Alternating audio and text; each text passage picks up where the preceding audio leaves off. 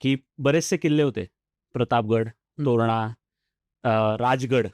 रायगडाचीच निवड का केली? सभासद बखर जी मी मगाशी म्हटलं, त्याच्यामध्ये सभासदांनी लिहिलेलं आहे, की खासा राजा जाऊन पाहता गड मोठा चखोट. त्याचे जे कडे आहेत ते तासल्याप्रमाणे 1.5 गाव उंच. हं, सो नैसर्गिकरित्या त्याचे कडे अतिशय उत्तम आहेत आणि ते 1.5 गाव उंच आहेत. पर्जन्यात त्यावर गवतही उगवत नाही.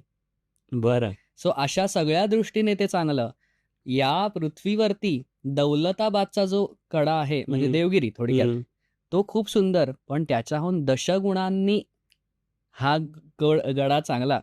म्हणून राजे म्हणाले की तख्ता जागा ही हाच गड करावा. खुद्द राजांच्या तोंडून त्याचं कारण आपल्याला कळतं.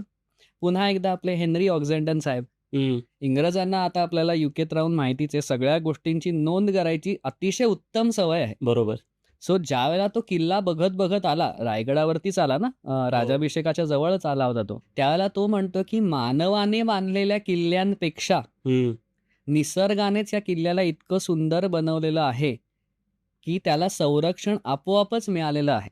म्हणजे कमीत कमी शिबंदीनुसार अख्ख्या जगाशी झुंज देऊ शकेल असा हा किल्ला आहे.